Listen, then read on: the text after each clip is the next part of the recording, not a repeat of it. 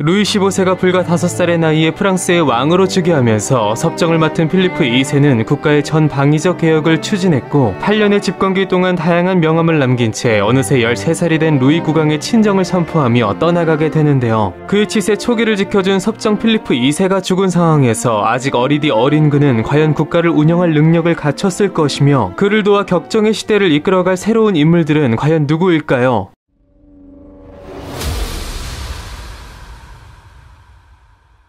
필리프 2세로부터 권력을 넘겨받은 루이 15세였으나 그가 아직 14살에 불과했던 만큼 또 다른 왕실의 유력한 혈연 귀족으로서 지난 프롱드의 난의 주역인 콩대공 루이 2세의 후손인 부르본 공작 루이 4세가 왕을 보필하게 되었는데요. 직전까지 권력을 쥐고 있던 오르레앙가를 견제한 그는 혹 국왕이 후사 없이 죽을 경우 그들이 다시 득세할 것을 대비해 하루빨리 루이 15세의 결혼을 추진했으니 왕의 결혼 상대로 낙점된 여인은 바로 그보다 7살 연상인 폴란드의 공주 마리아 레슈친스카였습니다. 그러나 당시 레슈친스카의 고국 폴란드에서는 국왕 스타니슈아프 1세가 대북방 전쟁의 여파로 쫓겨난 상태였으니 나라도 없는 공주인 그의 딸을 왕비로 선택한 것은 폴란드 왕실이 대대로 자식을 많이 낳았기 때문에 왕위 계승자를 빨리 얻기 위함이었던 것으로 전해지는데요. 한편 이후 지난 미시시피 사태의 여파로 프랑스의 재정난이 더욱 심각해져가는 속에 이를 메꾸기 위해 여러 무리한 정책들을 시도한 루이 4세는 심각한 여론 악화를 불러왔고 결국 이 때문에 실격하게 됩니다. 그러나 루이 15세의 나이가 아직 16세로 어렸고 그로서 한 번도 경험해보지 않은 직접 통치가 부담스러웠던 만큼 그는 자신의 옛 가정교사였던 플레리 추기경을 재상으로 임명해 모든 국정을 일임했는데요. 다행히도 플레리는 예전 야심가이면서 왕권 강화에 전력을 다했던 리슐리에와 마자랭 등과 달리 온화한 성품의 소유자로서 국가의 안정과 권력의 균형 추구를 제일 가치로 내세우게 됩니다. 그의 치세에서 왕실의 재정 건전성도 상당히 회복되었고 전국의 고속도로를 건설하여 교육을 증진시키는 등 상당한 성과를 냈는데요. 세월이 흘러 루이 15세가 어느덧 23살의 완전한 성인으로 성장한 1733년 왕비에 대한 애정을 차치하고 오래도록 그의 처가가 왕국도 없다는 사실에 큰 불만을 느끼고 있던 젊은 왕은 마침 폴란드 왕위 계승 전쟁이 발발할 조짐을 보이면서 장인 스타니슈아프 1세의 보기가 달린 이 전쟁에 참여할 것을 주장하게 되는데요. 사실 플레리의 경우 폴란드의 왕이 누가 될 것인지에 대해 크게 관심은 없었으나 라이벌 오스트리아가 이 전쟁에 참가하면서 외교적 차원에서 이것이 강대국인 그들을 견제할 수 있는 중요한 기회라 생각한 만큼 오스트리아의 영토를 노리는 스페인과 사르데냐 왕국까지 끌어들여 전쟁의 범위를 확대시키게 됩니다. 그렇게 시작된 치열한 5년간의 전쟁은 1738년 빈 조약에 의해 사실상 무승부로 마무리되었고 루이 15세의 장인 스타니슈아프 1세는 폴란드의 왕위는 되찾지 못했지만 로렌 공작의 지위를 얻어내면서 프랑스는 국익 차원에서 절반의 성과만을 거두게 됩니다. 한편 이듬해인 1739년 플레리의 주도로 주변에서 벌어진 오스만 제국과 신성 로마 제국의 전쟁을 끝내는 벨그라드 조약의 중재자로 참여하면서 프랑스의 입장에서 오스만 제국과의 관계 개선을 이끌어냈는데요. 이것은 이후 프랑스가 동방과의 무역에서 우위를 점하는 데 있어 상당한 도움을 주게 됩니다. 한편 그로부터 1년 뒤 루이 15세가 어느덧 제2 35년 차에 접어든 1740년 얼마 전 막 전쟁을 끝낸 라이벌 국가 오스트리아 즉 신성 로마 제국에서는 황제 카를 6세가 사망하면서 아들이 없는 관계로 그의 딸 마리아 테레지아가 그의 지위를 계승해야 하는 상황에 놓이게 되는데요. 그러나 게르만 국가에서는 엄연히 여성의 왕위 계승을 금하는 살리카법이 존재했고 왕자를 낳지 못하면서 이러한 사태가 닥쳐올 것을 예상한 카를 6세는 합스부르크가의 세습 영지에 대해서는 살리카법과 상관없이 아들이 없으면 딸도 승계가 가능하다는 특별한 국사조칙을 내놓은 바 있었는데요. 그러나 지난 여러 차례의 전쟁에서 오스트리아가 패하면서 그간 다져온 강대국의 위세는 땅에 떨어져 있었고 주변의 같은 게르만 국가들이 살리카법에 반하는 이러한 여계의 승계를 인정할 수 없음을 천명합니다. 면서 국사조칙을 무력화시키는 등 오스트리아에 큰 위협을 가하게 됩니다.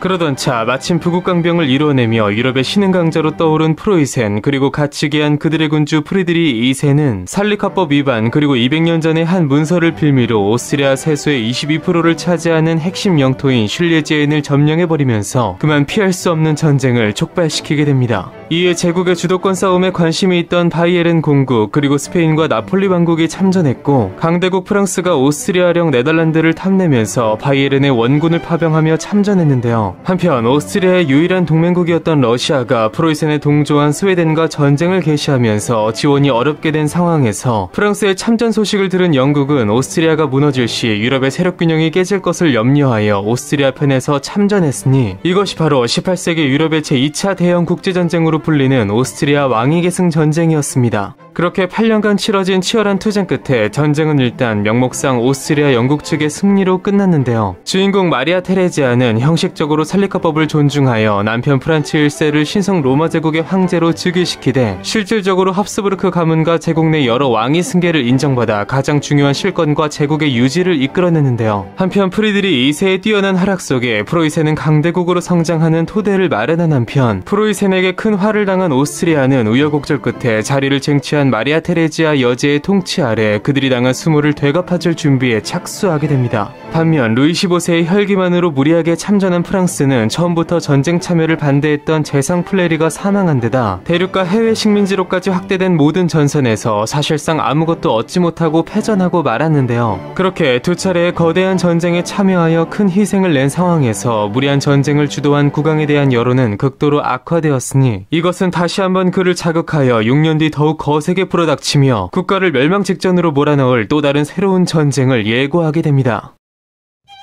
명제상 플레리의 도움으로 국가의 안정을 이끌어냈으나 무리한 전쟁 참여로 내부적 혼란을 야기한 루이 15세 40이 다 된 국왕이 이제서야 본격적으로 친정을 시작하려는 속에 역대 어느 섭정이나 재상보다도 그를 정치적으로 옥죄한 한 범상치 않은 여인이 등장을 앞두고 있었으니 그녀는 과연 누구이며 그녀는 루이 15세의 인생 그리고 프랑스의 역사에 어떤 거대한 영향을 끼치게 될까요? 60년의 통치 속에 무능과 사치로 국가를 좀먹으며 혁명의 시대를 초래한 왕의 이야기 다음 시간에 계속됩니다.